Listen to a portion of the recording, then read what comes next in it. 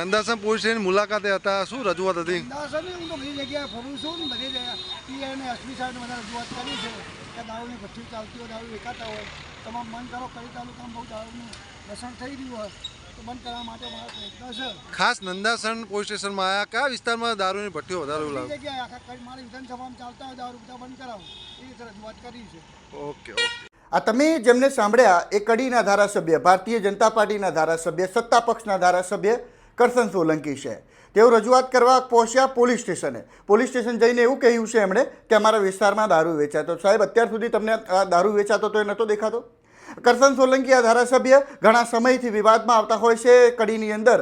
એક વખત એવો પણ બનાવ બન્યો હતો કે આ ધારાસભ્ય પર આક્ષેપ લાગ્યા હતા કે તેઓ આરોપીને છોડાવવા પોલીસ સ્ટેશન ગયા હતા, પરંતુ પોલીસે આરોપીને નહોતો છોડ્યો. આ વાતો બધી વહેતી થઈ હતી, પરંતુ અત્યારે કડીના ધારાસભ્ય સામે આવ્યા છે અને મીડિયા સમક્ષ પણ એવું કહી રહ્યા છે કે અમારા વિસ્તારમાં દારૂ વેચાય છે. તેની રજૂઆત હું પોલીસ સ્ટેશન કરવા આવ્યો હતો. એસપી કક્ષાએ પણ હું રજૂઆત કરવાનો છું. સત્તા પક્ષમાં રહેલા ધારાસભ્યએ મૌન તો તોડ્યું છે, પરંતુ સત્તા પક્ષમાં રહેલા ધારાસભ્ય કેમ ગૃહમંત્રીને ફોન કરીને કહી નથી શકતા કે અમારા વિસ્તારમાં દારૂ વેચાય છે? તમે પોલીસને કહો. તમારે કેમ પીઆઈ શ્રી જોડે જવું પડે? તમારે કેમ એસપી સાહેબ જોડે જવું પડે?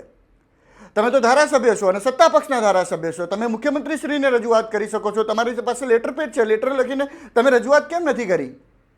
સવાલો ઘણા બધા થઈ રહ્યા છે, કારણ કે એવી પર ચર્ચાઓ મહેસાણા જિલ્લામાં થઈ રહી છે, કડીમાં થઈ રહી છે કે આ કડીના ધારાસભ્ય કરશન સોલંકી, ભારતીય જનતા પાર્ટીના જે ધારાસભ્ય છે, એ વારંવાર પોલીસને દબાવવા માટે પહોંચી જતા હોય છે પોલીસ સ્ટેશનોમાં. આ ધારાસભ્યશ્રીને હું પૂછવા માંગીશ કે આ ધારાસભ્યશ્રી, તમે તમારા લેટર ઉપર કે કોઈ ફરિયાદ ગૃહમંત્રીશ્રીને કરી છે? તમે કેટલા ટર્મથી ધારાસભ્ય છો? આટલા વર્ષોથી તમે ચૂંટાતા આવ્યા છો, તો તમારા વિસ્તારમાં આટલા અસામાજિક તત્વો બેફામ છે એ તમને નહોતું દેખાતું? આટલી લૂંટો થઈ ત્યારે તમે પોલીસને રજૂઆત કરવા માંગ્યા કે ભાઈ અમારા વિસ્તારમાં આવું કેમ ચાલે છે? દારૂ વેચવા જેવી બાબત તો ખૂબ જ નાની છે.